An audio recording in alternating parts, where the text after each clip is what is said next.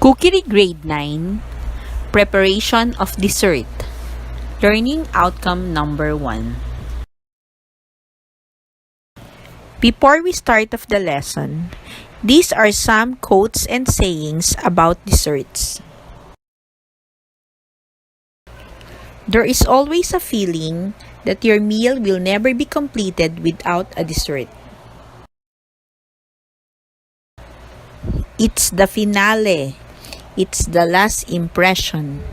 A bad dessert can ruin the meal.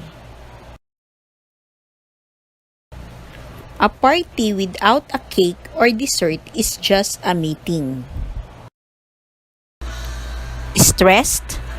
Just remember, it's desserts spelled backwards. Desserts makes everything better.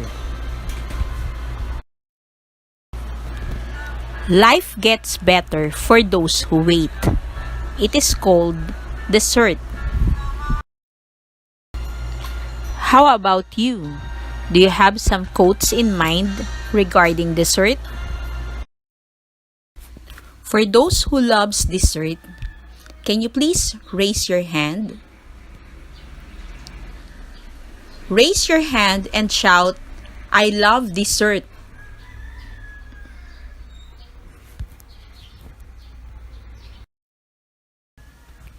Okay, put down your hands and listen again. Our topic is about dessert. Dessert is usually sweet course or dish served at the end of the meal. The following are some reasons for eating desserts and sweets. Dessert balances out a meal and gives closure to the meal. Closure means it is the last food that are going to be served. Eating dessert is an opportunity to experience different flavors and textures that you cannot get in other foods like vegetables and meats. Our mouth contains specialized receptors for the sweet taste. When they recognize a sugar molecule, they turn on a signaling pathway that reaches the brain and stimulates the feeling of pleasure. We prepare sweet since a sweet food in nature is usually good quality, especially the sweet fruits, which is rich in many nutrients. Dessert can be an opportunity to be creative. You can make interesting mixtures that you otherwise may not have thought of. The never-ending job of the recipe developer is consistently whip up something new in the kitchen, creating wow moments to indulge the mouth-watering experience. Dessert innovation is an everyday consideration for those who are seeking traditional, new, and creative desserts. Types of dessert and their characteristics. The first type of dessert is the fruit dessert. The simplest dessert and one of the best are fruits because they are nutritious, appetizing, and easy to prepare and serve. Characteristics of good fruit dessert. Appetizing aroma, simple, and it should be slightly chilled. Cheese is another excellent dessert that is ready to serve. It is made in all parts of the world from a variety of milks from cow, goat, and sheep.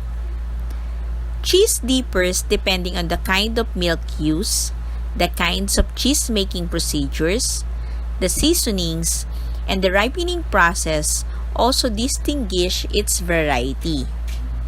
Each variety has definite character, a special appeal, and a particular uses. 3 general types of cheese based on consistency.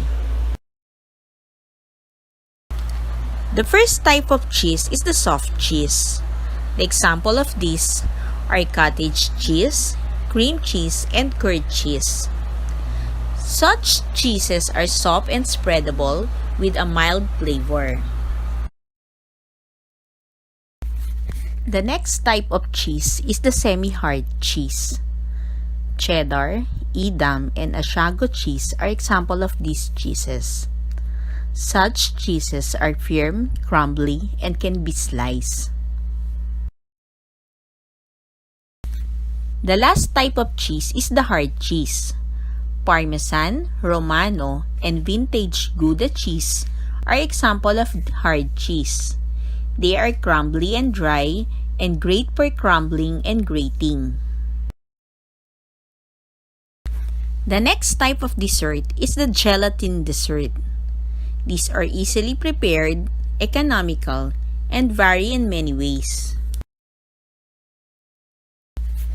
The most popular gelatin dessert nowadays are Christmas gelatin, fruit gelatin, jello shots, gelatin cake art, and gelatin panna cotta. The next type of dessert is the custard. Milk or cream, egg yolk are the main ingredients of custard. Baked and soft custards vary in many ways. Creamy, delicate, baked custard may be served in their baking cups or may be unmolded and served with fruits garnishes or with dessert sauces. Characteristics of baked custard. First is the firmness of shape. Second, smooth, tender texture. Third is the rich and creamy consistency. And lastly, it has excellent flavor. The example of baked custard are the egg custard tarts, baked raspberry custard, caramelized baked custard, and egg custard pie. Characteristics of soft custard. It has velvety smooth texture and rich flavor. Example of soft custard are caramel custard or leche flan, bariatric egg custard, basic soft custard, and vanilla custard. The next type of dessert is the fruit cobblers. These are not fruit pies. They have a depth of 2 or 3 inches and are topped with biscuit dough rather than being made with pie crust. These may be served either hot or cold. Example of these are fruit cobblers, peach fruit cobblers, and berry fruit cobblers. The last type of dessert is the frozen dessert. Ice cream is an example of frozen dessert. Smooth frozen mixture of milk, cream, sugar, flavorings, and sometimes eggs are the ingredients in making ice cream. The next type of frozen dessert are the sherbet and ices. American sherbet contains milk and cream and sometimes egg white. Egg whites increases smoothness and volume. Ice contains only fruit juice, water, and sugar. Sherbet is not quite ice cream and not quite sorbet. It is made with fruit and water, but also has the addition of dairy, usually milk or buttermilk, and sometimes egg whites. This gives it a slightly creamier texture than sorbet, as well as lighter pastel color. Ices.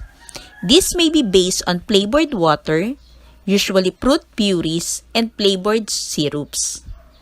Example of these are snow cones, shaved ice, and fruit ices or frosties. This is Maylene Huliganga. Thank you for watching. A time to remember.